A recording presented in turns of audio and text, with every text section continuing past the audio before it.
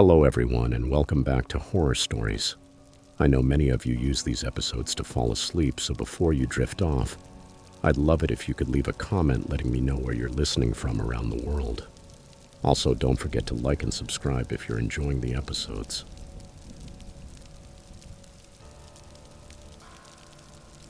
Story 1. Camilla came from a family that firmly believed the outdoors could cure almost anything. Her father had worked as a nature guide before trading that life for an office job, and he had made sure his daughter learned how to use a compass, pitch a tent in the rain, and start a fire without matches before she turned 10. Every summer of her childhood was marked by camping trips to national parks all across the western United States. By the time Camilla was 19, she felt more comfortable sleeping under the stars than in her college dorm room. The idea of taking her first solo camping trip came during spring break of her sophomore year in college. Most of her friends were planning to go to the beach or visit their families, but Camilla wanted something different. She wanted to prove to herself that she could manage alone in the wilderness, that all those years of training beside her father had prepared her to be truly independent. She chose a trail system in the Cascade Mountains, a moderately difficult route that promised breathtaking views and plenty of isolation. The plan was simple: 3 days and 2 nights, a 12-mile loop that would bring her back to the starting point. She spent 2 weeks preparing. She checked her gear over and over again, studied the maps until she could imagine every bend in the trail and every water source, and informed her parents of her exact itinerary. Her father made her promise she would send a satellite message every 12 hours. Her mother packed extra first aid supplies for her and asked her to swear she would turn back at the first sign of danger. Camilla promised everything they asked, convinced that nothing would go wrong. The morning she arrived at the trailhead, the parking lot was almost empty. It was a Tuesday in late March, still early in the season, and most experienced hikers were waiting for the snow to melt in the higher areas. Camilla parked near the trail marker, turned off the engine, and sat there for a few moments, breathing in the scent of pine drifting through the open window. This was the moment. Her adventure was about to begin. She was taking her backpack out of the trunk when she heard footsteps on the gravel behind her. She turned and saw a man approaching. He was probably in his early 40s, wearing hiking boots and a faded green jacket. He had a face that, under different circumstances, might have seemed kind, but there was something about his smile that made Camilla's stomach tighten. It was too wide, too eager, and it did not quite reach his eyes. "Are you heading out alone?" he asked, stopping a few steps from her car. His gaze moved from Camilla's face to her backpack, then to the vehicle and back to her, as if he were taking in every detail in a way that felt too invasive. Camilla forced a polite smile. "I'm just doing a day hike," she lied. Her backpack was clearly too large for a few-hour hike, but she hoped he would not notice or simply would not care.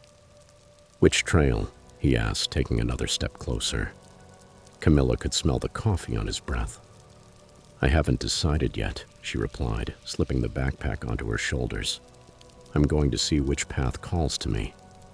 "It's a beautiful area," the man continued, apparently not bothered by her curt answers. "I come around here a lot. I've been hiking these mountains for years. Where are you planning to camp tonight?" The question ran down her back like a chill. He had immediately figured out that her excuse about a day hike was false, and now he wanted to know exactly where she would sleep. Every instinct her father had taught her began screaming warning signs. "My boyfriend is meeting me at one of the established sites," Camilla said, trying to make her voice sound as casual as possible. "He's coming later, so I thought I'd get a head start." The man's smile faltered for barely a second. "Boyfriend? That's good. Which site?" "I'm not sure of the name," Camilla replied, stepping backward toward the trailhead. "We're still deciding. It was nice talking to you." She did not wait for his response. She turned and walked quickly toward the trail, resisting the urge to run. Her heart was pounding so hard she could feel it in her throat. She tried to convince herself she was overreacting, that maybe the man was only a friendly hiker trying to make conversation, but her hands were shaking as she buckled the backpack's waist strap. The first mile of the trail wound through dense forest, the ground covered with pine needles and fallen leaves from the previous season. Camilla walked faster than usual, glancing over her shoulder every few minutes. She saw no one. The forest remained silent except for the occasional isolated bird call and the whisper of wind through the branches. Little by little, her breathing calmed. She began to feel foolish for her paranoia. By the time she reached the 3rd-mile marker, she had almost forgotten about the man from the parking lot. The trail had climbed steadily, and when she emerged from the tree line, she found herself on a ridge with a view that stole her breath away. Mountains stretched in every direction, their peaks still white with snow. A hawk circled above her, riding the thermal currents in lazy spirals. This was why she had come there, for that instant of pure connection with something larger than herself. She checked her map and decided to camp near a stream located about half a mile farther ahead. The terrain looked perfect, a small clearing near the water, with good tree cover and relatively flat ground. She arrived shortly after 2 in the afternoon with plenty of time to set up before nightfall. The clearing was even better than she had imagined. The stream ran over smooth stones, clear and icy. A circle of blackened rock showed that other people had camped there before, although there was no recent trash or sign of occupation. Camilla dropped her backpack and began the familiar routine of setting up camp. She pitched the tent on level ground, hung the food bag from a high branch to keep it away from bears, and started gathering firewood nearby. It was while she was collecting wood that she noticed the boot prints. They were marked in the soft dirt near the stream bank. They were clearly recent, adult-sized, probably male judging by their dimensions. That by itself was not strange. Other hikers used that area. But when Camilla followed the tracks with her eyes, she realized they formed a complete circle around her camp. Someone had walked the entire perimeter of the clearing, moving carefully, deliberately, as if inspecting the place. Camilla told herself it meant nothing. Another hiker had probably checked the site and then decided to camp somewhere else. But the marks looked fresh, maybe from that very morning, and she had not crossed paths with anyone on the trail. She pushed the thought away and focused on starting the fire. Dinner was freeze-dried beef stew, rehydrated with stream water she had filtered and boiled. She ate slowly, watching the sun sink behind the mountains and paint the sky in shades of orange and purple. When darkness began to cover the forest, she activated her satellite messenger and sent her parents the check-in message they had agreed on. Day 1 complete, all good. Camp established at previously discussed coordinates. Clear weather. Her father's reply came a few minutes later. Proud of you, daughter. Stay safe. Write to us tomorrow morning. Camilla smiled and put the device in her jacket pocket. She added more wood to the fire and settled in to read by the light of her headlamp, a thriller she had been saving for that trip. The irony of reading about fictional dangers while camping alone in the middle of the wilderness was not lost on her. She read for an hour until her eyes started to feel heavy. The fire had been reduced to glowing embers. She put it out completely with water from the stream, double-checked that the food bag was securely fastened, and crawled into the tent. She changed into sleeping clothes, slipped into her sleeping bag, and listened to the nighttime sounds of the forest. Owls called in the distance. Something small moved through the nearby bushes, maybe a mouse or a vole. The stream continued murmuring without pause. Camilla was drifting off to sleep when she heard the footsteps. They were careful, measured, the sound of someone trying to walk quietly but not quite succeeding. Boots on dry leaves. She stayed motionless, barely breathing, every muscle tense. The footsteps slowly circled her tent. She could track their path by sound alone. They passed in front of the entrance, went around the back, and moved along the other side. Then they stopped. The silence fell heavier than before. Camilla's hand slid toward the can of bear spray she kept beside her sleeping bag. Her fingers closed around the cold metal. She waited, straining to hear anything over the deafening beat of her own heart. The sound of a zipper opening cut through the stillness. It was not the zipper of her tent. It was something else. Then she remembered her backpack. She had left it outside, near the circle of rocks where the fire had gone out. A beginner's mistake she had made because she was tired and had felt safe. Camilla listened to the unmistakable sound of someone going through her belongings. She heard the plastic crinkle of her trash bag. The metallic clink of her cooking utensils, the soft thud of objects being placed on the ground. Whoever was outside was searching her things methodically. Her mind began to race. Should she scream, confront him, stay quiet and wait for him to leave? She moved slowly, trying to look through the mesh window at the top of the tent. The moon was almost full, bright enough to make out silhouettes. She saw the figure of a man crouched beside her backpack, his back to the tent. He was wearing a green jacket. The man from the parking lot had followed her. He had hiked 3 miles into the mountains and waited until dark to go through her things. The realization hit her like ice water. He knew she was alone. He had waited hidden, and now he was standing between her and the trail back to civilization. She heard him stand. She listened as he moved closer to the tent. Then she heard his voice, low and conversational, as if he were speaking to himself or to someone who was not there. "No one knows she's here," he said. "She told me herself. There's no boyfriend. She's completely alone." Camilla's terror transformed into cold clarity.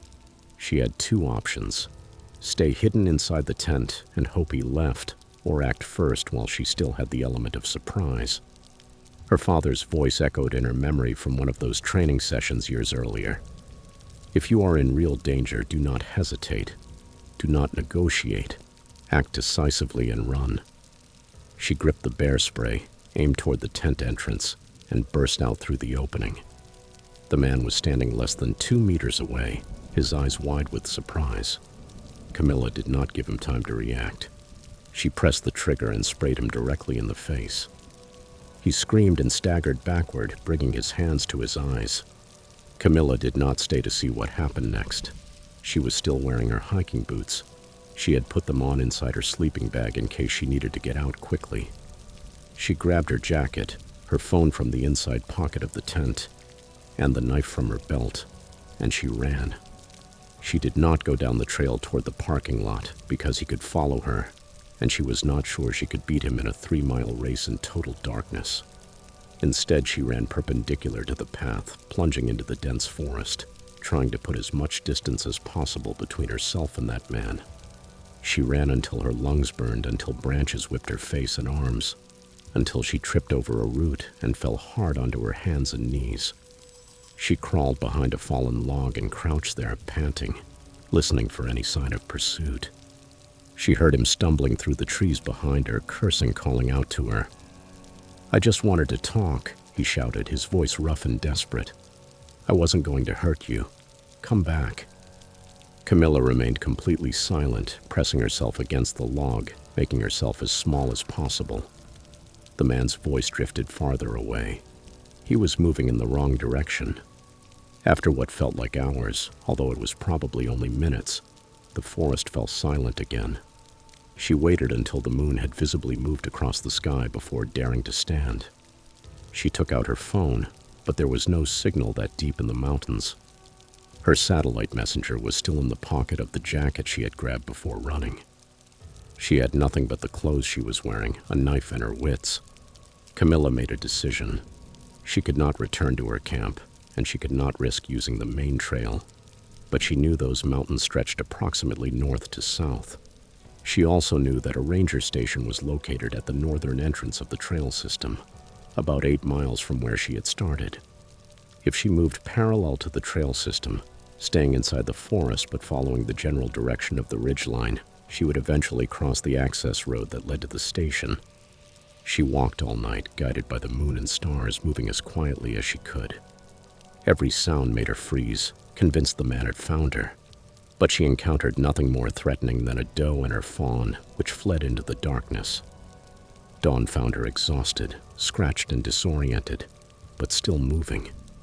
The forest began to thin. In the distance, she heard the sound of an engine. 20 minutes later, she stumbled out of the tree line and onto a gravel road. She followed it north and eventually found herself standing in front of a small log building with a sign that read, "Cascade Mountain Ranger Station." The ranger on duty took one look at her torn clothes, the bleeding scratches, and her wild eyes, and immediately called for backup. Camilla told her story between sips of hot coffee, her hands still trembling. The ranger's expression darkened with every detail. "Can you describe him?" she asked when Camilla finished. Camilla did, from the faded green jacket to the way his smile did not reach his eyes. The ranger remained silent for a long moment. Then she pulled out a folder and placed several photographs on the table. "Is he any of these men?" Camilla looked at the photos. When she reached the third one, she froze. "That's him. That's the man from the parking lot." The ranger nodded gravely. "His name is Derek Milhouse. He has been a person of interest in 3 disappearances over the past 2 years. All of them were young women, all solo hikers in this same mountain range.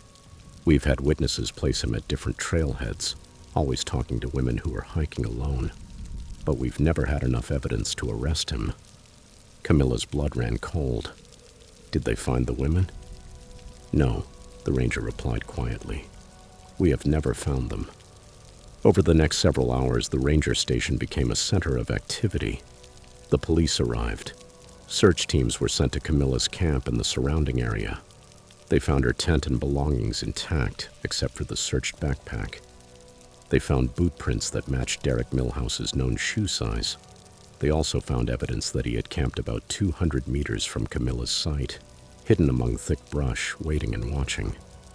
But they did not find Derek Milhouse. He had vanished into the mountains as if he had never existed. Camilla stayed with her parents for 2 weeks after that night. She had nightmares every time she closed her eyes.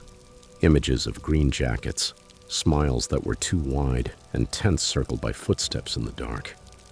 The police called periodically with updates. They had found Milhouse's car abandoned at another trailhead 40 miles away. They had issued a warrant for his arrest. They were still searching for him, but weeks turned into months, and Derek Milhouse remained missing. Over time, Camilla went camping again, because she refused to let fear take away something she loved. But she never did it alone again. She joined hiking groups, went with friends, and always made sure someone knew exactly where she was. And some nights when she could not sleep, she thought about those 3 missing women. She wondered whether they had also met Derek Milhouse at the trailheads. She wondered whether they had noticed that his smile did not reach his eyes. She wondered whether they had heard his footsteps outside their tents in the dark. And she wondered, with a sickening certainty that turned her stomach, whether she had been the only one lucky enough to run fast enough, far enough to survive.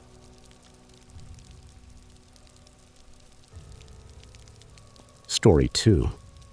Gabriel had always been the kind of person who needed proof before believing in something. As a graduate student in wildlife biology, he had spent 5 years studying animal behavior through the lens of empirical evidence and scientific methodology. Ghost stories could be entertaining, of course, but to him they belonged in the same category as fairy tales and urban legends, cultural manifestations that said far more about human psychology than about actual supernatural phenomena. His thesis focused on the patterns of nocturnal predators in the Appalachian Mountains, specifically the way apex predators like bobcats and black bears modified their hunting habits according to seasonal changes in human expansion. The research required a great deal of field work, which meant spending entire weeks camping in remote areas, setting up trail cameras, recording audio, and documenting tracks, trails, and animal droppings. Gabriel had done that work for 3 years without a single incident. To him, the forest did not hide mysteries. It only contained data waiting to be collected, organized, and analyzed. The trip that changed everything began in late October. Gabriel had obtained permission to conduct his research in a particularly isolated section of the Appalachian Range in eastern Kentucky, an area that received fewer than a dozen hikers a year because of its difficult terrain and lack of maintained trails. The ranger who handed him the permit looked at him strangely when Gabriel explained his research plans. "Are you going alone?" the ranger asked. "I always work alone," Gabriel replied. "There are fewer variables to consider." The ranger nodded slowly. "Just be careful up there. That area has a certain reputation." Gabriel smiled politely. Every remote area had some kind of reputation. People loved to project their fears onto nature, to populate the darkness with monsters instead of accepting that nature was simply indifferent to human existence. "I'll be fine," he assured him. I've done this dozens of times. The hike to his research site took 6 hours, an exhausting climb through thick brush and rocky streams. Gabriel set up his camp in a small clearing he had identified using satellite imagery, a relatively flat area surrounded by old-growth forest. He spent the remaining daylight preparing his equipment, placing motion-activated cameras along animal trails, hanging audio recorders from tree branches, and marking the GPS coordinates of each device. The first 2 nights passed exactly as he expected. His cameras captured images of white-tailed deer, a family of raccoons, and what appeared to be a young black bear. His recorders captured the typical soundscape of an autumn forest: owls calling in the night, coyotes howling in the distance, small mammals moving through the leaf litter. Gabriel reviewed his data every morning with satisfaction. This was going to be an excellent addition to his thesis. But on the 3rd night, everything changed. Gabriel woke at 2:47 in the morning in the middle of absolute silence. It was not the peaceful calm of a sleeping forest, but a total absence of sound that felt unnatural, oppressive. There were no insects, no wind, no animal calls in the distance. It was as if someone had placed the entire mountain under a soundproof dome. He unzipped his tent and looked outside. A fog had descended over the valley, so dense that he could barely make out the trees 10 feet from his camp. That by itself was already strange. The weather forecast had predicted clear skies for the entire week, and fog usually formed in the early hours of the morning, not in the middle of the night. But this fog seemed to have appeared instantly, and it moved in a way fog should not move, swirling in patterns that seemed almost intentional. Gabriel grabbed his flashlight and stepped out of the tent. The fog wrapped around him immediately, damp and cold against his skin. He walked toward the nearest trail camera to check whether it was still working. The device seemed fine, its indicator light blinked steadily, but when he pressed the button to review the most recent recording, the screen showed only static. Frowning, he checked the next camera. The same result: static. Then he checked the audio recorders. The playback was nothing but white noise, a hiss that hurt his ears even at low volume. Every piece of equipment he had calibrated and tested so carefully was failing at the same time. Gabriel tried to find a rational explanation, perhaps some kind of electromagnetic interference, maybe a solar flare or an atmospheric anomaly. But even as he constructed those possibilities in his head, a part of his mind rejected them. This felt wrong in a way that had nothing to do with science. Then he heard it. A sound emerged from the fog, rhythmic and metallic, as if someone were striking 2 stones together in a steady pattern. Tap, tap, tap. Pause. Tap, tap, tap. Pause. It was coming from his left, somewhere beyond the reach of his flashlight beam. Gabriel turned toward the noise and aimed the light into the fog, but the beam seemed to die after traveling only a few feet, swallowed by the thick mist. "Hello?" he called. His voice sounded flat, muffled. "Is someone there?" The tapping stopped. For a moment, there was only silence again. Then he heard something else. Whispers. Several voices speaking at the same time, in unison, their words blending together into a murmur impossible to understand. It was not any language Gabriel recognized, although he spoke 3 languages fluently and could identify many more. It sounded older than language, like wind passing through a canyon or water sliding over stones, but at the same time it was unmistakably voice-like. Gabriel's heart began to beat faster. He was not afraid, he told himself. This had to be some kind of auditory illusion, an acoustic trick caused by the fog. Mountain ranges were known for producing strange echoes and sound distortions. There had to be a logical explanation. The whispers grew louder, closer, coming from multiple directions. Gabriel slowly turned in place, sweeping the camp with his flashlight. The beam caught movement at the edge of his peripheral vision. He spun around and saw a figure standing at the edge of the clearing. It was tall, impossibly tall, at least 7 feet, and thin, too thin. Its proportions were wrong. Arms that hung too low, legs that seemed to bend at angles that defied anatomy. Gabriel could not make out details through the fog, but he could see the silhouette.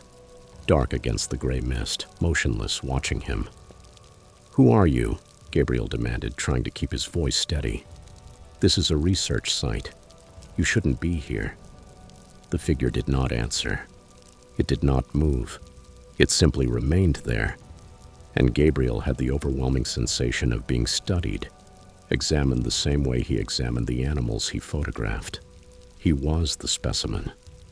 Gabriel took a step backward toward his tent. The figure glided forward. It did not walk. It moved smoothly as if floating just above the ground.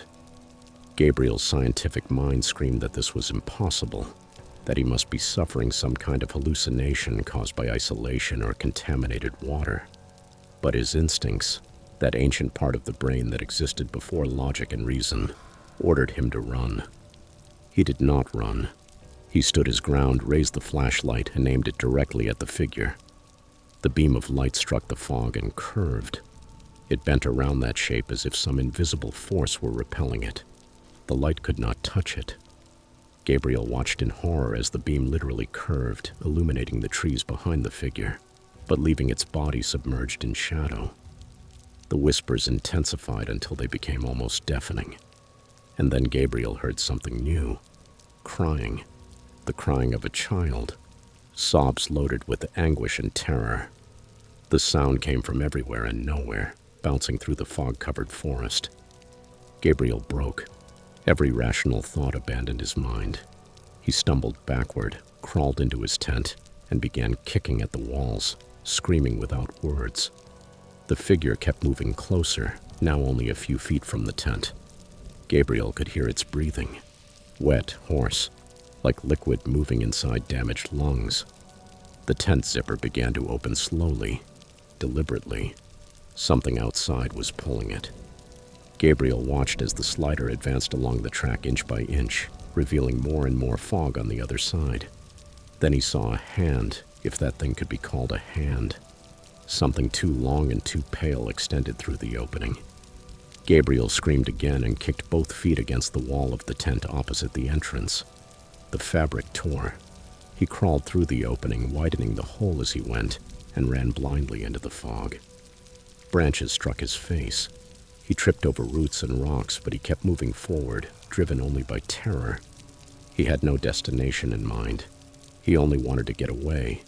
He ran until he felt as if his lungs were going to burst, until his legs gave out, and he collapsed against the trunk of a tree. He crouched there, gasping, listening. The whispers had stopped. The crying had ceased. The breathing, too. Slowly, the fog began to dissipate. Gabriel looked up and saw stars appearing through the cracks in the mist. Within minutes, the fog vanished completely, as impossibly quickly as it had arrived. The sounds of the forest returned. Insects singing. An owl hooting in the distance. Normal sounds. Safe sounds. Gabriel remained there until dawn, too terrified to move. When sunlight finally filtered through the treetops, he returned to his camp. His tent was still standing, but the wall he had escaped through was torn. The zipper he had seen opening was closed. There were no footprints in the soft dirt around the camp. There was no proof that anything had been there apart from him. But his equipment told a different story. Every single trail camera had been destroyed. Not damaged by weather or animals, but torn apart as if enormous hands had ripped them free and crushed them. The plastic casings were cracked and splintered. The lenses shattered. The metal mounts were bent and twisted. The audio recorders were still hanging from the branches. But when Gabriel examined them, he discovered that the memory cards had disappeared from every single one of them. And there was something else. Around his tent, marked in the soft dirt, was a perfect circle of dead grass. The circle measured approximately 15 feet in diameter, with the tent positioned exactly in the center. Inside that circle, every blade of grass, every small plant, every living thing had turned brown and brittle, as if all life had been drained from the soil. Gabriel packed his remaining belongings with trembling hands and left the place that same morning. He did not file any report about the damaged equipment. He did not tell his thesis advisor what had happened. He simply requested a change of location for his research and a new topic. A month later, against his own better judgment, he returned to the site with 2 colleagues. telling them only that he wanted to verify some unusual data. The dead circle was still there. His companions examined it, took soil samples, and photographed it from multiple angles. They proposed theories about fungal infections, chemical spills, lightning strikes. Gabriel let them theorize. He did not tell them the truth. The soil samples came back from the laboratory as inconclusive. There was no fungus, no contamination, no radiation, and no explanation whatsoever for why every living thing inside that perfect circle had died at the same time. Gabriel presented his thesis the following spring using data from another location and a different research question. He earned his doctorate and accepted a position at a university in the Midwest, far from any mountains. He published articles, taught classes, and built a respectable career, but he never went camping again. And he never again called himself a skeptic, because skepticism required believing that everything could be explained, that the universe operated according to understandable rules. Gabriel now understood that there were things in nature that did not obey any rules understood by human beings. There were entities that existed in the spaces between explanation and belief, in the fog that rose out of nowhere, in the silence that devoured sound. Sometimes late at night, when he could not sleep, Gabriel remembered the figure at the edge of his camp. He remembered its impossible height, the way it moved without walking, the way the light from his flashlight curved around it. And he remembered the breathing. Wet, hoarse, like lungs filled with something that should not have been there. Then he wondered what would have happened if he had not run, if he had stayed inside the tent and allowed the zipper to finish opening. He never wanted to know the answer. Some forms of knowledge, he learned, were worse than ignorance. Some questions were better never asked. And certain places in nature had to remain unexplored, not because they did not hold secrets, but because the secrets they contained were never meant to be understood by the human mind.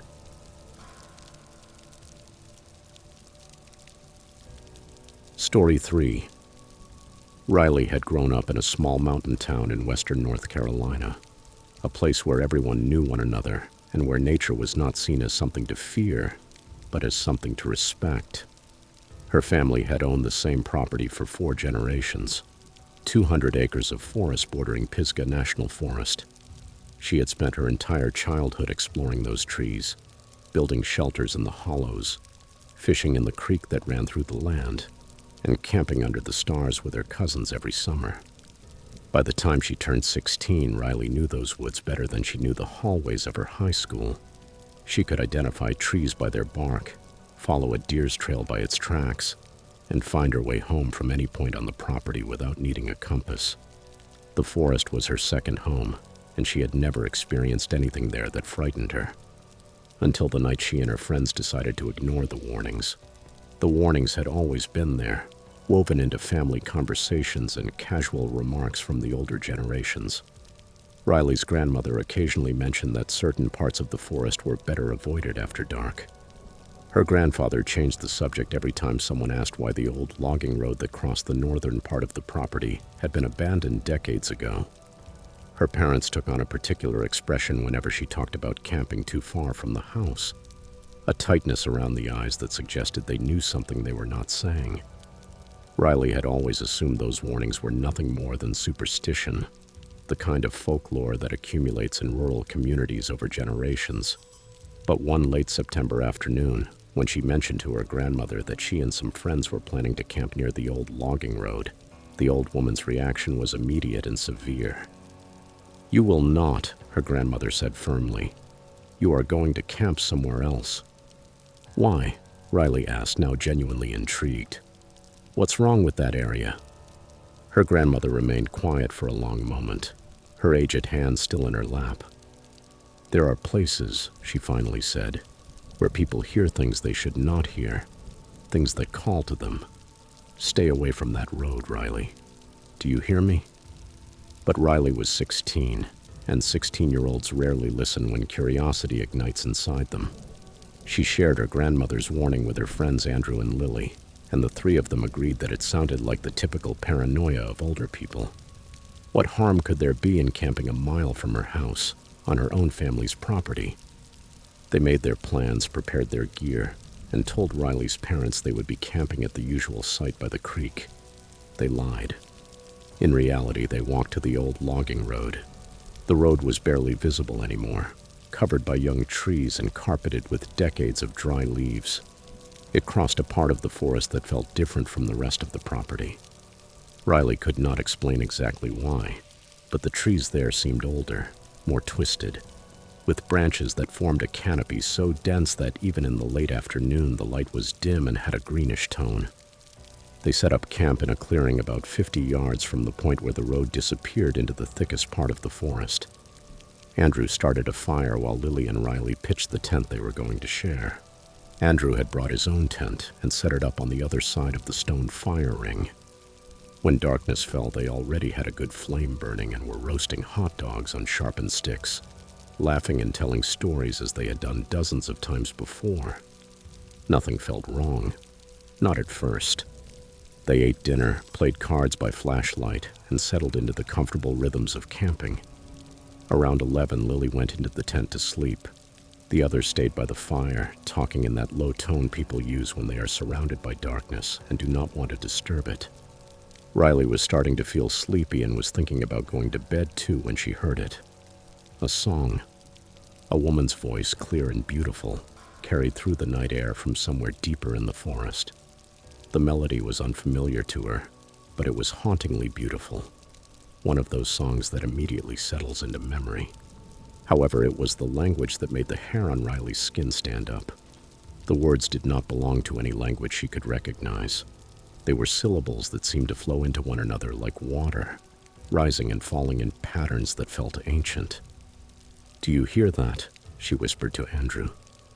Andrew was staring fixedly into the darkness, his expression empty. "Yes," he replied. "I hear it."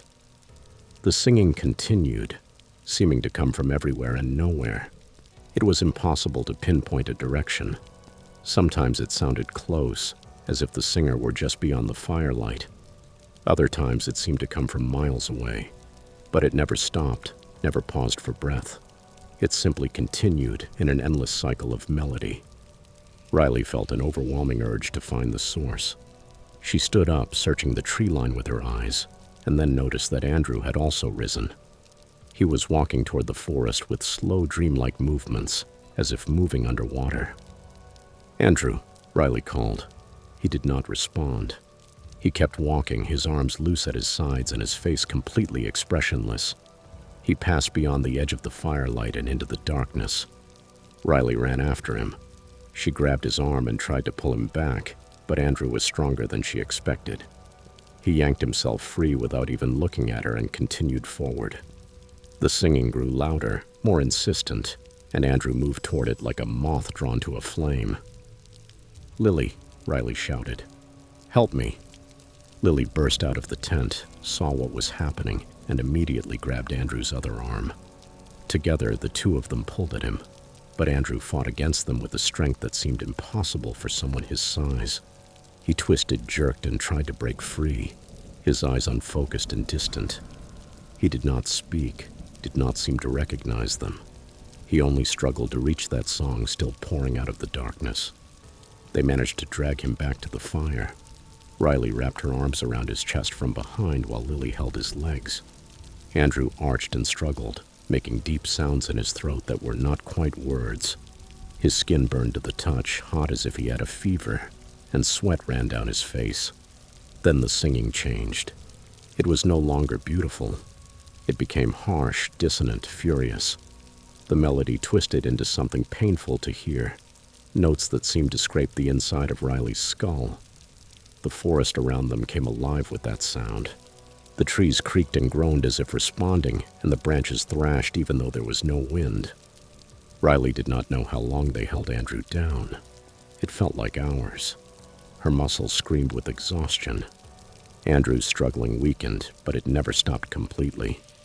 Lily was crying, begging him to react, but he gave no sign that he heard her.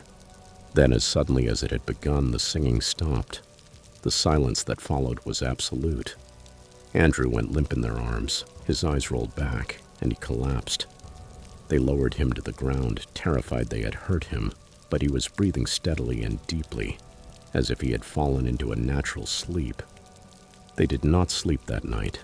They kept the fire burning strong and took turns watching Andrew, who did not wake until dawn. When he finally opened his eyes, he looked around in confusion. "What happened?" he asked. "Why am I on the ground?" Riley and Lily exchanged a look. "You don't remember?" Riley asked cautiously. "Remember what?" Andrew sat up, wincing in pain. "I remember sitting by the fire and then nothing. Why does my whole body hurt?" They told him what had happened. Andrew listened with growing horror, touching his arms where bruises were already beginning to form from the force with which they had restrained him. He had no memory of the singing, or of trying to enter the woods, or of fighting against them. The last 3 hours had completely disappeared from his mind. They packed immediately and walked back to Riley's house. By the time they arrived, Andrew had a fever. His mother took him to the doctor, who could find nothing wrong with him except a temperature of 102 degrees. The fever lasted 3 days. Andrew spent those days in bed, delirious, speaking in senseless fragments.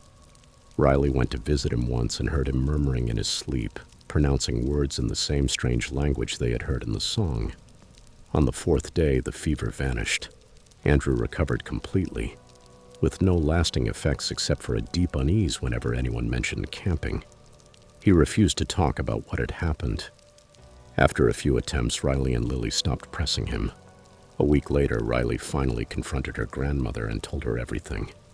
The old woman listened without interrupting, her face growing more serious as Riley went through the details.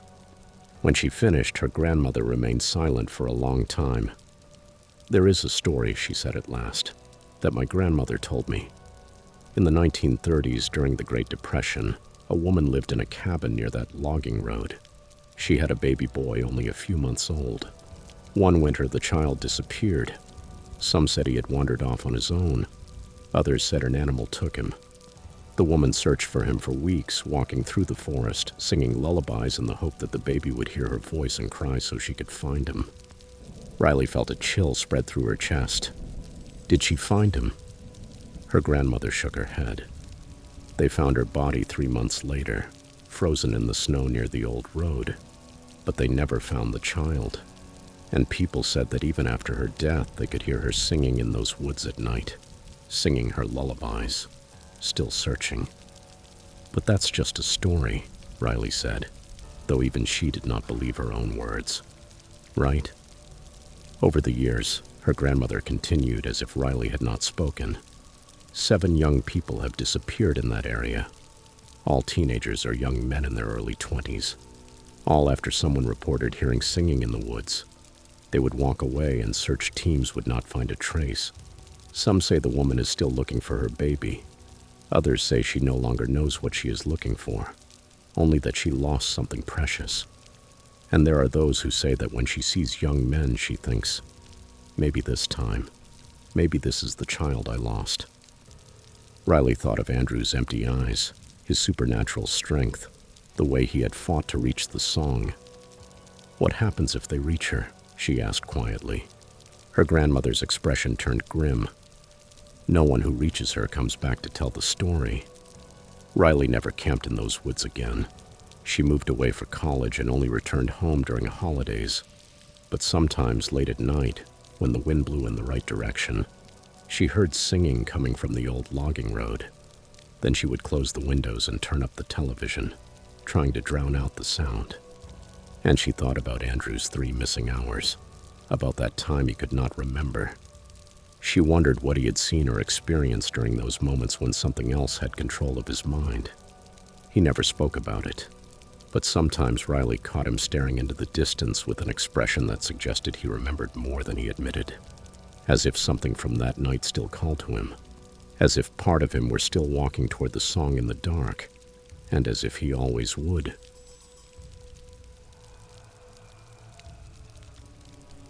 Story 4. Caleb had been guiding wilderness expeditions for 7 years, and during that time he had earned a reputation as someone who was both prepared and cautious. He knew the remote areas of the Pacific Northwest better than many people knew their own neighborhoods.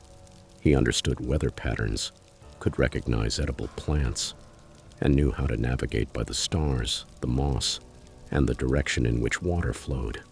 But above all, he knew how to keep people alive in environments that did not care at all whether a person survived or died.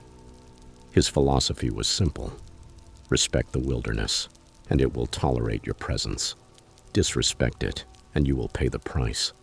He taught his clients to leave no trace, to move through the forest with as little noise as possible, and to never, under any circumstances, disturb things they did not understand. Nature had its own order, its own rules, and human beings were visitors who needed to remember their place. The expedition that changed everything began like any other. 6 clients had paid for a 5-day guided camping trip through the Cascade Wilderness, an area of old-growth forest that very few people ever got to see. The group was diverse: 2 couples in their 30s looking for adventure, and 2 solo hikers, Wyatt, a college student on summer break, and Margaret, a retired teacher. They seemed like a good group, experienced enough to handle the terrain, but not so arrogant that they would take unnecessary risks. The first day passed without problems. They hiked 8 miles along a trail that wound through thick stands of Douglas firs and western red cedars. Caleb pointed out animal tracks, identified bird calls, and shared stories about the area's past. They camped near a stream, cooked dinner over the fire, and settled in for the night with the satisfaction that only comes after a day well spent outdoors. The second day began well enough. They broke camp after breakfast and continued deeper into the forest, following a route Caleb had used several times before. But around noon, Wyatt called out from the front of the line, "Hey Caleb, there's something weird up here." Caleb moved forward to where Wyatt was standing at the edge of a clearing. The clearing itself was already unusual, perfectly circular, about 30 feet in diameter, without a single tree growing within its boundaries. But what caught Caleb's attention was what stood in the center. It was a structure, although calling it that might have been too generous. Someone had built a frame from branches woven together in complex patterns, forming a kind of irregular pyramid about 4 feet tall. Bones hung from the branches, small animal bones probably from rabbits and squirrels, along with bundles of dried herbs, strips of bark tied with grass, and small figures carved from wood. Around the base of the structure were offerings, wildflowers arranged in patterns, smooth river stones carefully stacked, and what appeared to be food, though it was too old to identify precisely. By then, the entire group had gathered there, observing the structure with a mixture of curiosity and unease. Caleb felt a cold weight settle in his stomach. He had never seen this clearing before, despite having traveled through that area several times, and he certainly had never seen anything like that structure. "What is it?" Margaret asked quietly. "Some kind of art installation?" "No," Caleb replied. "This doesn't appear on any map, and we're miles from any maintained trail. Whoever built this came all the way out here specifically for that purpose." "It looks like some kind of altar," one of the other clients said, "like something used for a ritual." Caleb nodded slowly. He knew enough about the history of the Pacific Northwest to understand that indigenous peoples had held ceremonies in those forests for thousands of years. There were sacred places throughout the mountain, sites where offerings were left for spirits that, according to belief, protected the land. But those places were usually documented and protected. This felt different. This felt active. "We should not be here," Caleb said firmly. "We're going to go around this clearing and continue our route. Nobody touches anything. Nobody takes anything. We leave it exactly as we found it. Understood?" Everyone nodded except Wyatt, who was staring at the structure with a mocking smile on his face. "Come on, man. It's just sticks and dead flowers. Don't tell me you actually believe in all that mystical nonsense." "I believe in respecting things we don't understand," Caleb said, holding his gaze. "We're leaving now." They had walked maybe 10 feet when Wyatt laughed and jogged back into the clearing. Before Caleb could stop him, the young man kicked one of the carved wooden figures, sending it rolling across the grass. "Wyatt!" Caleb shouted. "What the hell are you doing?" "Relax," Wyatt said, still smiling. "It's just superstitious trash. Nobody is going to..." He stopped mid-sentence. The forest had gone completely silent. There were no birds, no insects, no wind. The air itself seemed to thicken, pressing against Caleb's skin like invisible hands. Every hair on his body stood on end. "We need to leave," Caleb said quietly. "Right now. Everyone back to the trail." They walked quickly without anyone saying a word, while that unnatural silence followed them like a shadow. Caleb tried to convince himself it meant nothing, that the sudden stillness was a coincidence, but he knew it was not. He had spent enough time in nature to recognize when something was wrong. That night they set up camp in another clearing miles away from the structure. Caleb built the fire higher than usual and made sure everyone stayed close. When darkness fell, he noticed that the silence continued. No owls called, no coyotes howled. The forest was holding its breath. "I don't feel well," Wyatt said around 9. He was sitting near the fire, his face pale and covered in sweat. "I think I'm getting sick." By midnight, everyone was having the same nightmare. Caleb woke to the sound of Margaret screaming inside her tent. Then one of the couple stumbled out of theirs, both of them shaking and crying. Within minutes, all 6 clients were awake and terrified, all describing the same dream. They had been standing in the clearing surrounded by figures made of branches and shadow, tall and impossibly thin. The figures walked in circles around them, speaking in voices that sounded like wind passing through dead leaves, demanding something. Wyatt had destroyed their offering, and now they wanted compensation. They wanted what had been taken to be returned. They wanted respect to be shown. They wanted acknowledgement. Caleb had had the same dream, so vivid that he could still feel the presence of those branch figures, could still hear their whispered demands. But the most disturbing thing was that all 7 of them had shared exactly the same vision. That was not possible. Dreams were private, personal, unless something else was intervening. "Where is Wyatt?" Margaret suddenly asked. They searched the camp, calling his name. His tent was empty, his sleeping bag thrown aside. They found him 20 minutes later, standing in a small clearing about 200 yards from camp. He was completely motionless, staring straight ahead with unfocused eyes. And around him, arranged in a perfect circle, were dozens of dead birds. Crows, jays, even a hawk. All of them lay on their backs, their wings spread. Caleb approached slowly, saying Wyatt's name softly. The young man did not respond. Caleb touched his shoulder, and Wyatt's head turned mechanically. "They want me to go back," Wyatt said in a flat, emotionless voice. "They want what was taken. The offering must be restored." Caleb felt ice in his veins. "What offering, Wyatt?" "The wooden figure, the carved figure, the offering of wood and respect. It must be returned, placed correctly with new offerings. They are angry. They have been wronged." The other clients had gathered behind Caleb. They all stared at the circle of dead birds. No one spoke. The feeling of something deeply wrong settled over them, undeniable and terrifying. Caleb made a decision. He had spent his entire adult life being rational, being the person who calmed fears with logic and science.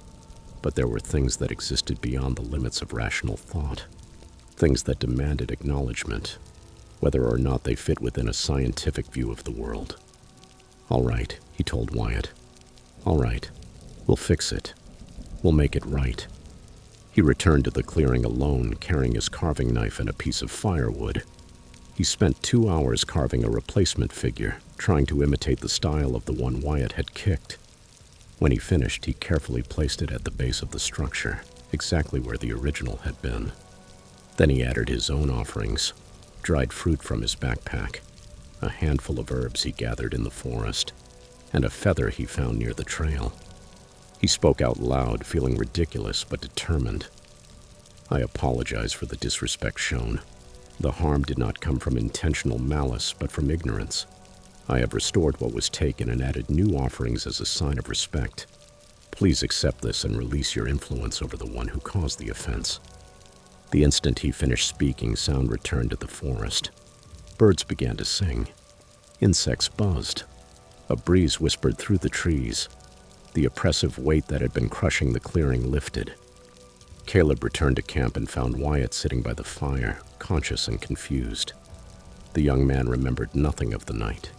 He did not remember standing in the circle of dead birds. He did not remember speaking in that flat, emotionless voice. He was exhausted but otherwise unharmed. They broke camp at dawn and left a day earlier than planned. No one complained. Everyone was eager to leave the forest behind and return to a world that made sense. After that trip, Caleb researched the area and found scattered references to indigenous ceremonies performed in those mountains for generations. The tribes that had lived there believed in forest spirits, protectors who demanded respect from anyone who entered their territory. Offerings were left to ensure safe passage. Disrespect was punished. He never guided groups near that clearing again. He marked it on his private maps with a warning: sacred site, do not approach. And twice a year, in spring and fall, he returned alone to leave offerings: food, carved wood, flowers. He did not know if it mattered. He did not know if anyone or anything received them. But he left them anyway, because Caleb learned during that expedition something that all his years of experience and education had not taught him. The wilderness was older than human understanding. It operated according to rules that existed before science and logic. And some things, some places, demanded respect not because it made sense, but because the alternative was unthinkable. Sometimes he thought about Wyatt and wondered whether the young man remembered more than he admitted. He wondered whether something had changed inside him during those lost hours. But above all, Caleb thought about the circle of dead birds, the shared nightmares, the voices like wind through dry leaves making demands in the darkness.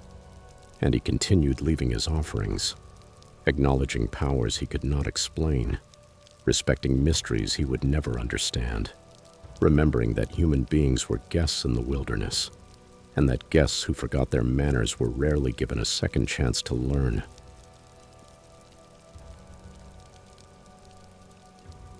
Story 5. Eleanor had spent 6 months preparing for her solo backpacking trip through the Sierra Nevada mountains. She was 32 years old, worked as a data analyst in Sacramento, and spent 50 weeks a year in front of a computer screen. She lived for those 2 weeks when she could disconnect completely and lose herself in nature. She was methodical in her preparation, the same way she was methodical with everything in her life. She studied topographic maps, researched weather patterns, downloaded GPS trail routes, and created detailed itineraries that she submitted to the ranger station before every hike. On July 12, 2019, she loaded her backpack into her Subaru and drove 3 hours to the trailhead. The ranger who processed her permit was young, maybe in his 20s, and barely looked over her road plan before stamping the documents and wishing her a good trip. Eleanor appreciated the lack of unnecessary questions. She was tired of well-meaning rangers questioning whether a woman should hike alone, as if gender somehow determined competence in the wilderness. The trail began with a steep climb through Jeffrey pines and red firs, gaining 2,000 feet of elevation in the first 3 miles. Eleanor quickly found her hiking rhythm, her breathing steady and her legs strong from months of training. By noon, she had reached the ridgeline and stopped for lunch while looking out over a landscape of granite peaks and alpine lakes stretching all the way to the horizon. That afternoon, she set up camp beside a lake at 9,200 feet, exactly where her itinerary indicated. The water was crystal clear and so cold it made her gasp when she washed her face. She filtered water for dinner, pitched her tent on flat ground padded with pine needles, and hung her food bag from a branch to keep it away from bears. As the sun disappeared behind the mountains and painted the sky in shades of orange and violet, Eleanor felt that familiar peace that only appeared when she was completely alone in nature. She woke at 3 a.m. to the sound of music. At first, she thought she was dreaming, but as she fully woke up, she understood that the sound was real. Someone was playing music, something faint and distant, like an old radio. There were voices too, several voices talking and laughing, echoing from the other side of the lake. Eleanor unzipped her tent and looked outside. Between the trees on the opposite shore of the lake, about 200 meters away, she could see the glow of a campfire. A large campfire, much bigger than any responsible camper would build, sending sparks spiraling into the night sky. Her first reaction was annoyance. She had hiked 8 miles into the wilderness precisely to avoid other people, and now someone seemed to be throwing a party in the middle of the forest. Her second reaction was confusion. She had not crossed paths with anyone on the trail. The lake she had chosen was away from the main route, accessible only by a barely visible use trail that most hikers overlooked. The possibility that another group had independently chosen the exact same remote location was extremely low. Eleanor sat in her tent for several minutes, debating what to do. The noise was not unbearable, and complaining would mean walking around the lake in the dark, which seemed both dangerous and antisocial. She decided to ignore it, pulled the sleeping bag over her head to muffle the sound, and tried to go back to sleep. But sleep did not come. The music continued and the voices grew louder, more animated. She could not make out the words, but the tone suggested people having a good time, drinking, perhaps celebrating something. The responsible part of Eleanor's brain began to worry about the fire's safety. That campfire looked large enough to spread if someone got careless, and if they were drinking, maybe they were not paying attention. Finally, at 3:45 in the morning, Eleanor made a decision. She would walk over there, politely ask them to lower the volume, and make sure the fire was contained. Then she would return to her tent. 5 minutes of discomfort in exchange for peace and safety. It seemed reasonable. She put on her hiking boots, grabbed her headlamp and bear spray, and began walking around the lake. The night was clear, with an almost full moon that offered enough light to move forward without too much difficulty. The shore was rocky in some sections, which required careful footing, but Eleanor trusted her skills. As she approached the source of the light and sound, she noticed something strange. There was no use trail leading to that camp. In fact, the forest on that side was dense and untouched. There were no signs that humans had passed through there. But the campfire glowed ahead, the music kept playing, and the voices laughed and called out to one another. Eleanor pushed through a barrier of manzanita bushes and stepped into a clearing. What she saw made no sense. The camp was fully established, as if the people had been there for several days. There were 4 large tents arranged in a semicircle, each spacious enough for 2 or 3 people. Camp chairs surrounded a stone ring where an intense fire was burning. A folding table held cooking gear, coolers, and lanterns. Clothes hung from a rope tied between 2 trees. The radio rested on a rock, playing classic rock from the 1980s. But there was no one there. The camp was completely empty. Eleanor stood at the edge of the clearing, moving the beam of her headlamp over the scene while her mind tried to understand what she was seeing. The fire was burning. The music was playing. But there was not a single person there. "Hello?" Eleanor called, her voice uncertain. "Is anyone here?" There was no answer. She moved closer to the fire and felt the heat against her skin. It was not an illusion. The flames were real. She walked to the nearest tent and called out again. Nothing. She unzipped the entrance and shone her light inside. The tent was fully equipped, sleeping bags laid out, pillows in place, personal items scattered around. She saw an open book, as if someone had been reading it a moment earlier. A pair of hiking boots carefully placed at the foot of a sleeping bag, a flashlight, a water bottle. Everything seemed recently used, arranged by people who planned to return. Eleanor checked the other tents. They were all the same, full of gear recently occupied but empty. She returned to the fire ring and examined the table more carefully. There were plates with food still on them, half-eaten sandwiches, an open bag of potato chips, and drink cans that were still cold to the touch. Someone had been eating there recently, perhaps only a few minutes before. Her rational mind searched for explanations. Maybe everyone had gone out together for a night hike. Maybe they were skinny dipping in the lake. Maybe there had been an emergency, and they had run to help someone. But none of those explanations felt right. Who leaves food out in bare territory? Who abandons a burning campfire unattended? Who leaves an entire camp in the middle of the night? Eleanor felt the hair rise on the back of her neck. Something was deeply wrong there. She backed away from the fire, scanning the tree line with her eyes, expecting someone to step out of the shadows. But the forest remained still and silent, except for the crackling flames and the music coming from the radio. She was about to leave when she noticed the photographs. They were framed, several of them, propped against rocks near the fire. Eleanor moved closer and picked one up. It showed a group of 5 people, 3 men and 2 women, all in their 20s or 30s, smiling at the camera. They were wearing hiking clothes and standing in front of a tent. The photograph looked old. The colors were slightly faded. The clothing belonged to another era. Eleanor picked up another frame. The same group, in a different pose. She looked at the dates written on the backs of the photos. 1982. They were all dated 1982. Her blood ran cold. Those photographs were 37 years old. But the food on the plates was fresh. The fire was burning. The sleeping bags were laid out as if someone had just used them. Eleanor looked more closely at the radio. It was an old model, the kind with an actual cassette player, something from the 1980s. But it was working, and the music sounded clear and loud. Eleanor ran. She forced her way through the bushes without caring about the noise, without worrying about moving cautiously. She was driven by the pure instinct to get away from that impossible camp. She tripped over roots, branches tore at her clothes and skin, and the beam of her headlamp bounced frantically. Behind her, the music stopped abruptly. Then all the tents collapsed at the same time, as if someone had pulled out every stake at once. She heard the slap of fabric falling, the clatter of poles against the ground. Eleanor did not stop running until she reached her own camp. Her hands were trembling so badly that she could barely manage the zippers of her backpack, but she managed to shove everything inside. Tent, sleeping bag, food, gear. Everything ended up packed in complete disorder. She did not care about organization. She only needed to leave.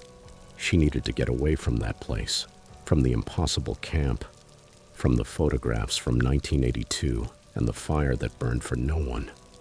She hiked out in complete darkness, following her GPS route and moving as fast as the terrain allowed. When she reached the trailhead at 6:30 in the morning, she drove directly to the ranger station without stopping to rest. The ranger on duty listened to her story with growing concern. When Eleanor described the location using her GPS coordinates, the ranger opened a map and marked the point. Then she picked up a phone and made several calls. 20 minutes later, a search and rescue team was being organized. Eleanor waited at the station, drinking the coffee someone had placed in her hands, her body still trembling from adrenaline. The search team returned that afternoon. They had found nothing. No camp, no firing, no evidence that anyone had been at those coordinates. The forest was intact, thick with brush, with no signs of human passage. "Are you sure about the location?" the ranger asked her gently. "I have the GPS coordinates," Eleanor said, taking out her phone. But when she tried to show them the marked location, she discovered that her GPS route had somehow been corrupted. The data from the previous night had disappeared, replaced by static and error messages. The ranger was silent for a moment. Then she pulled a folder from her desk and opened it. "In 1982, she said slowly, 5 campers disappeared in this area. They found their camp a month later, but not all of them. Their camp was completely intact, as if they had simply vanished in the middle of what they were doing. The fire still had embers, the food was served. Their personal belongings were still there, but the people had disappeared." Eleanor looked at the report. There were photographs attached to the file, images from the search, of the abandoned camp, of the missing people. And there, in one of the photos, she saw the same group of people from the framed portraits she had seen by the fire. The same 5 young people smiling at the camera. "They never found all 5, Eleanor whispered. The ranger shook her head. "Over time, they found 3 bodies scattered in the wilderness. They said they died from exposure, but 2 of them were never recovered. And people who camp in that area sometimes report strange things. Campfires that disappear, music playing where there is no one, voices in the dark." Eleanor drove back home that same day and did not return to the mountains for 8 months. When she finally went camping again, she chose a different mountain range, hundreds of miles away. But sometimes late at night, she wonders what it was that she saw beside that lake. Was it a memory repeating itself through time, a loop condemned to play forever?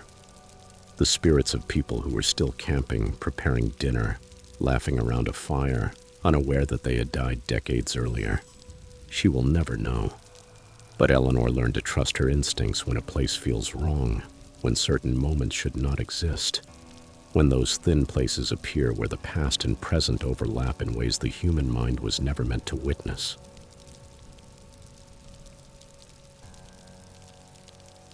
Story 6. Natalie and Joshua had been best friends since 3rd grade. They had grown up on the same street in Portland, Oregon, spent summers riding bikes and building forts, and somehow managed to preserve their friendship through high school, college, and even the early years of their 20s. When most childhood friendships are reduced to a few occasional likes on social media, their bond had been strengthened by a shared tradition that began when they were both 19. Every summer, they took a camping trip together to a new place, documenting their adventures on a travel blog they had started as a joke, but which had somehow ended up gaining a modest audience.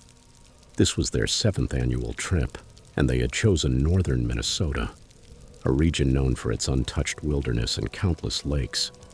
They spent weeks researching the perfect location, looking for something remote but accessible, beautiful but challenging.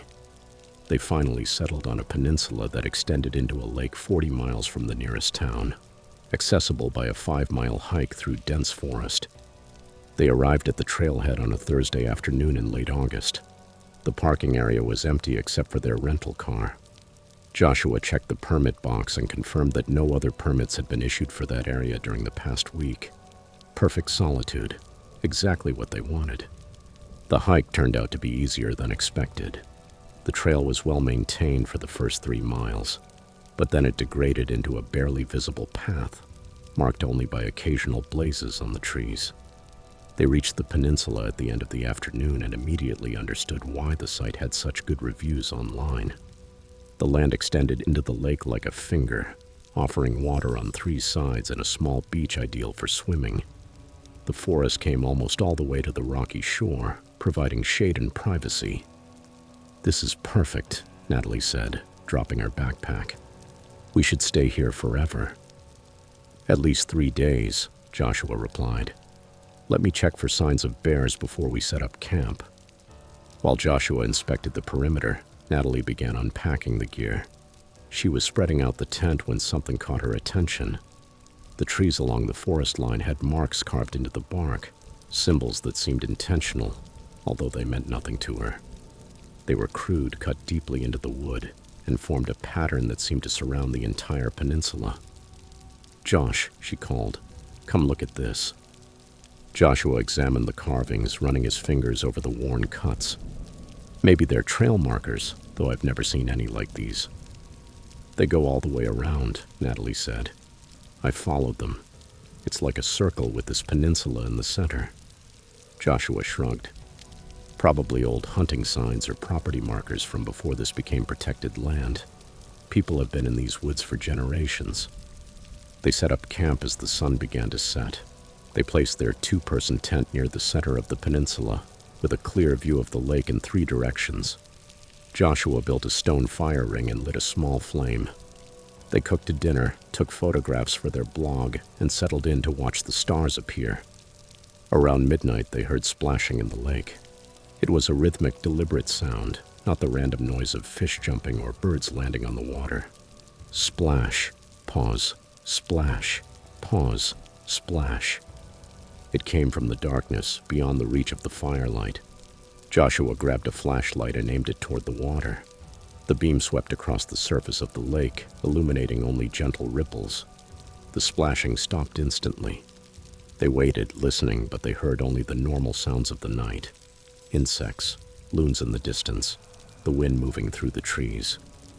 "Probably a beaver," Joshua said, though he did not sound convinced. They went to sleep an hour later, both with a vague feeling of unease, though neither wanted to admit it. Natalie lay inside her sleeping bag, listening to Joshua's calm breathing beside her, trying to ignore the impression that something was watching them from the darkness beyond the tent.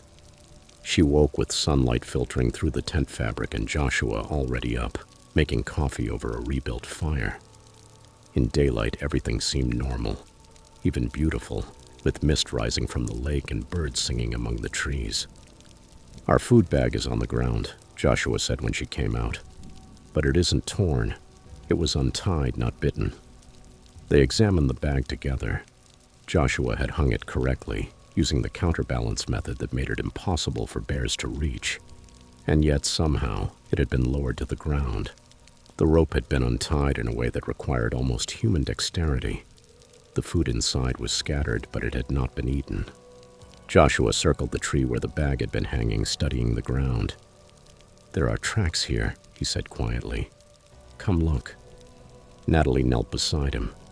The mud near the trees showed clear impressions, five-toed footprints that looked almost human, but were too long, too narrow, with claw marks at the tip of each toe.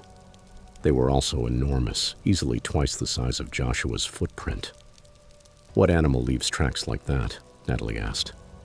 "I don't know," Joshua admitted. "Should we leave?" They discussed it for an hour. In daylight, with the sun warming their skin and the lake shining blue in front of them, the unease from the previous night seemed absurd. They decided to stay, but agreed to take turns during the night, keeping the fire going and staying alert. The day passed without incident. They swam, read, and napped in the sun. But when darkness fell again, the tension returned. They kept the campfire higher than necessary, burning through their wood faster than expected. Natalie took the first watch from 10 at night to 1 in the morning. Joshua went into the tent, but she knew he was not sleeping. She could hear him shifting positions every few minutes. She sat by the fire, feeding it constantly, her eyes scanning the tree line. At 11:30, she saw movement on the other side of the lake. A figure was standing on the opposite shore, completely still, watching their campfire. It was too dark to make out details. It was only a silhouette, blacker than the darkness surrounding it. It did not move, did not react to her stare. It only watched. "Josh," Natalie called softly. "There's someone over there." Joshua came out of the tent and looked where she was pointing. "I don't see anything." "Right there, beside that dead tree. A person standing there." She stopped. The figure had disappeared. "It was there. I swear." Joshua took over at 1 in the morning. Natalie retreated to the tent, but she could not sleep. She lay staring at the fabric ceiling, listening to the crackle of the fire and Joshua's movements outside. At 2:30 in the morning, she heard his voice, tense with fear. "Natalie, don't panic. But there's something circling our camp." She was out of the tent in seconds. Joshua stood beside the fire, sweeping the tree line with the flashlight. Natalie heard it then, too. Footsteps in the forest, just beyond the reach of the firelight. Slow, deliberate steps, moving around them, always staying at the same distance. "What is it?" she whispered. "I don't know. It started about 15 minutes ago. It just keeps circling." Joshua walked toward the sound, flashlight extended. The footsteps stopped. He took another step. The footsteps started again, but now they were behind him, as if whatever was making them had moved at impossible speed. Joshua ran back to the fire. They stood together, back to back, trying to watch every direction at once. The footsteps continued, patient and methodical, circling around them without rest. Sometimes they heard deep, rough breathing. Other times branches cracked, suggesting that something large was moving through the brush. They did not sleep. They kept the fire burning and waited for dawn. When light finally appeared over the lake, the sound stopped. They packed their belongings in silence, their hands shaking from exhaustion and fear. While they were taking down the tent, Natalie found the tracks, fresh impressions in the soft dirt, completely surrounding the place where the tent had been. Whatever had made them had stayed outside while they slept, watching them for long periods, judging by the depth of the marks. But the worst part was the offerings. Small objects had been placed around the camp during the night, things they had not brought. Animal bones arranged in patterns, wildflowers tied with grass, smooth stones stacked in small piles, each one placed carefully and deliberately while they had been only a few steps away. "We're leaving," Joshua said. "Right now." They started hiking back at 7 in the morning, moving faster than advisable on that uneven trail. 2 miles later, Natalie heard something moving parallel to them, staying out of sight in the dense forest. She could hear branches breaking and bushes rustling, keeping pace with them. "Josh," she said quietly, "we're being followed." They walked faster. The sounds kept pace. Joshua began to jog, and Natalie did the same. Whatever was following them also increased its speed, now making no effort to hide its presence. Joshua stopped suddenly and shouted into the forest, "We're leaving. We didn't mean to disturb you. We're sorry." The words sounded absurd, but he could not think of anything else to do. They waited, breathing hard, listening. The pursuit stopped. Total silence fell over the forest. Then they heard a female voice speaking from the trees in a language that was not exactly words, but that they could somehow understand. "The marked place is not for you. The water is not for you. The offering is not enough." Natalie and Joshua ran. They crashed through the brush, abandoned the trail, and moved in the direction they hoped was correct. Branches tore at their faces and arms. They fell, got up, and kept running. They did not stop until they burst out of the forest and saw their car in the parking area. They drove to the nearest town and went straight to a gas station. The old man behind the counter took one look at their scratched faces and torn clothes and frowned. "Where were you camping?" he asked. Joshua described the location. The man's expression darkened. "That peninsula. You shouldn't camp there. No one should." "Why not?" Natalie demanded. "What's out there?" The old man was silent for a long moment. "The Ojibwe consider that land sacred. They say there is a spirit in the lake. The forest around it is its territory. White settlers tried to build a resort there in the 50s. 3 construction workers died in accidents during a single week. The project was abandoned. Since then, locals know to stay away." "Why aren't there signs?" Joshua asked. "Why are camping permits issued?" The man shrugged. "Federal land. The Park Service doesn't believe in spirits. But those of us who have lived here for generations know better. That land rejects those who do not belong there." Natalie and Joshua returned to Portland the next day, their camping trip cut short. Both suffered nightmares for months. In the dreams, they stood at the edge of the lake while something beneath the surface called their names in that same language that was not quite language, the one they had heard in the forest. They never took another camping trip together. The tradition that had defined their friendship for 7 years ended without them needing to talk about it. They both understood that something had changed during those 2 days in Minnesota. Years later, Natalie researched the area online and found references to disappearances. A teenage couple in 2003, a solo hiker in 2011, both last seen heading toward that peninsula. Neither was ever found. Sometimes she wonders whether the offerings they found came from other campers, from other people who had also been warned by something that lived in those woods. And she wonders what would have happened if they had stayed another night, if they had not run when they did, if they had not apologized to whatever was watching them from the darkness. Some questions, she learned, are better left unanswered.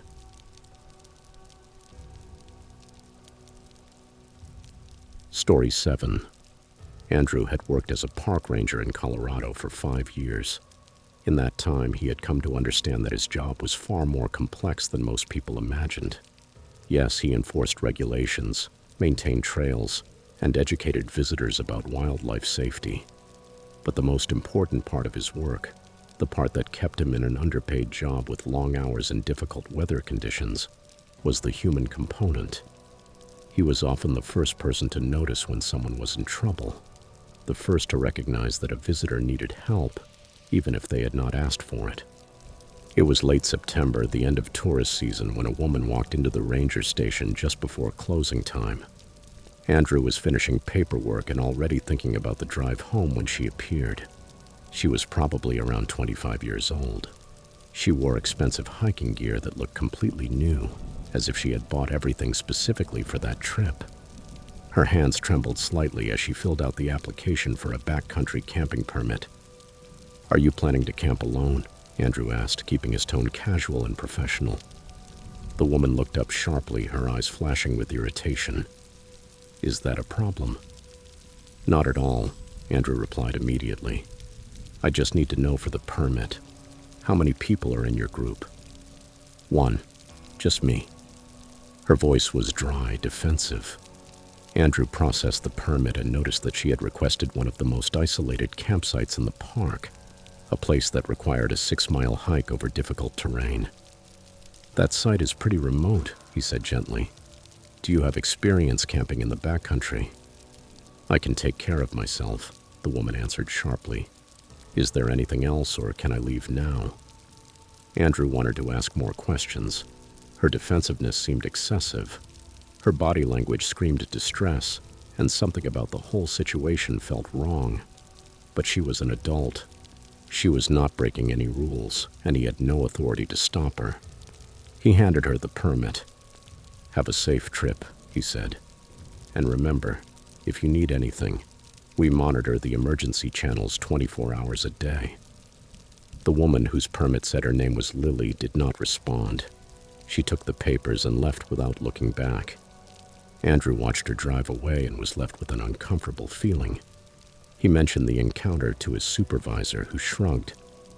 "A lot of people come to nature to be alone," she said, "especially after trauma or loss. Give her space." But Andrew could not shake the impression that something was not right. He checked the permit log and discovered that Lily had visited the station 3 times during the past week. Each time she had asked about the most isolated areas of the park, places where no one would bother her. Every ranger who had helped her had noted that she seemed agitated and rude. 2 days later, Andrew was on patrol when he decided to go check on her. He told himself it was standard procedure, that rangers often checked on solo campers in remote locations. But the truth was that he was worried. He hiked the 6 miles to the assigned campsite and found her there, sitting beside a small fire, staring fixedly into the flames. She looked terrible.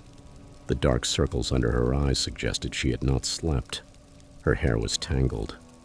When she saw Andrew approaching, her expression shifted from surprise to something that might have been relief. "I'm sorry," she said before Andrew could speak. "I was rude to you at the station. I didn't mean to be." Andrew sat on the other side of the fire, keeping a respectful distance. "It's all right," he replied. "Bad day." Lily let out a bitter laugh. "Bad 3 months." She was silent for a moment. Then the words began spilling out of her as if a dam had broken. Her younger brother had died by suicide in June. She had been the one who found him. She blamed herself for not seeing the warning signs, for being too busy with her own life to notice that he was suffering. The pain was unbearable. She could not sleep, could not eat, could not stand being around people who offered condolences but did not truly understand. Andrew listened without interrupting. He had learned that sometimes people do not need advice or solutions. They only need someone to witness their pain. "That's why I came here," Lily said, "to get away from everyone, from the questions, from the pity, and from the constant reminders that he is gone and I could not save him."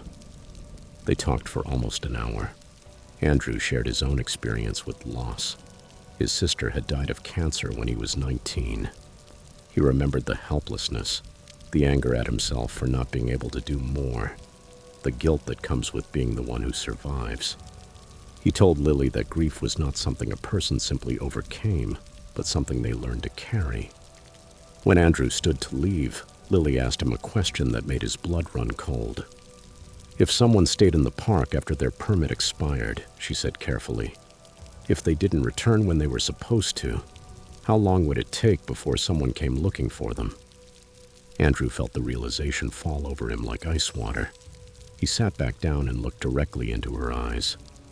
"Lily, are you thinking about hurting yourself?" She did not answer right away. Tears ran down her face.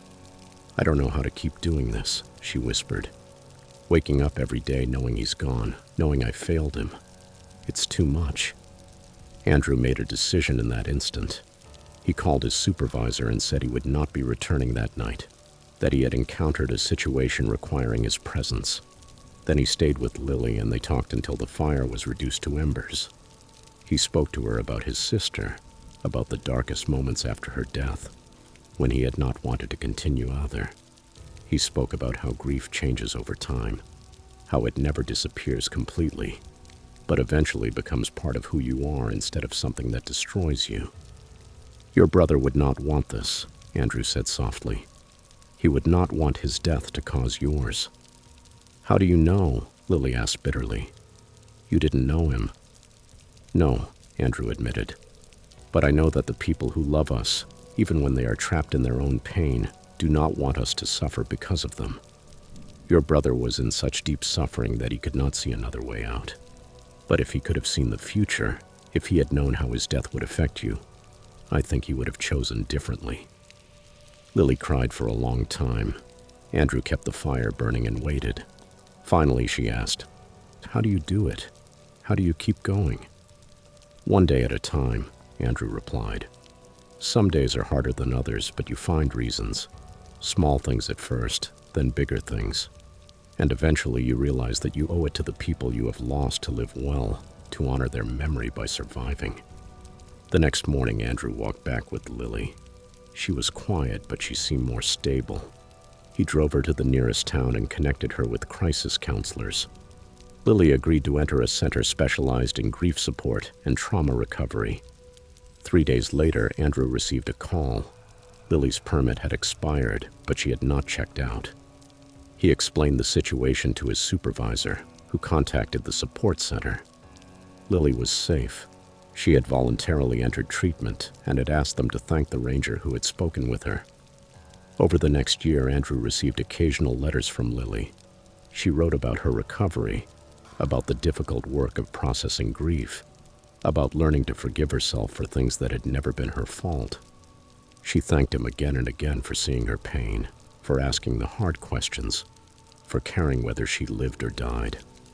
In one of the letters she wrote, "You saved my life that day, not only because you stopped me from doing something terrible, though maybe you did, but because you reminded me that I mattered, that someone cared whether I existed or not. In that moment when I felt most alone, you showed me kindness, and that kindness was enough to make me want to try for one more day." Andrew kept her letters in his locker at the ranger station. He thought about her often, especially during training sessions for new rangers. When he spoke to them about the human side of the job, he explained the importance of watching for signs that someone was struggling, of daring to ask uncomfortable questions, of recognizing when enforcing a rule was less important than saving a life. He thought about all the campers he had met over the years, about those who came to nature seeking solitude, healing, or escape. He wondered how many of them had been standing at the edge of something, literally or metaphorically, waiting for someone to notice, waiting for someone to care enough to ask if they were okay. The story could have ended in tragedy. If Andrew had not followed his instinct, if he had not gone to check on Lily, if he had not asked her the difficult question about her intentions, she might have become another statistic, another missing person report, another search and rescue operation that ended in recovery instead of rescue. But because one person paid attention, because one person recognized the pain hidden beneath the anger, because one person was willing to sit beside a fire and share his own vulnerability, Lily received a second chance. She had the possibility of discovering that grief, although devastating, was not invincible. That life, even with loss, could still contain meaning, purpose, and moments of unexpected joy. Andrew learned something important during those hours beside the fire with Lily. His job was not really about protecting nature, managing resources, or enforcing regulations. Those things mattered, of course, but they were secondary to the true purpose: protecting people.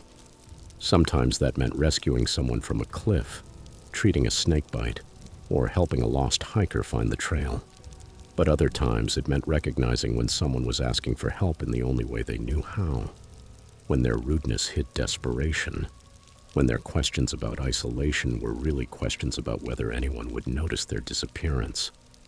Years later, when Andrew thought about that September afternoon, he remembered Lily's tears reflecting the firelight, her hands wrapped around a cup of tea he had made with supplies from his backpack, her voice breaking as she admitted how close she had been to giving up. He remembered feeling inadequate, worried that his words would not be enough, that his own experience with grief could not ease another person's pain. But it had been enough. His presence, his willingness to listen, his honesty in sharing his own darkest moments, those simple acts of human connection had been enough to bring someone back from the edge. And that, Andrew believed, was what it truly meant to be a park ranger.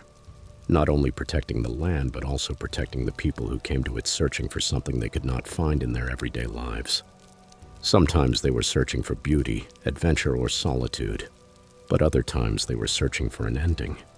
And Andrew's job was to help them find instead a beginning,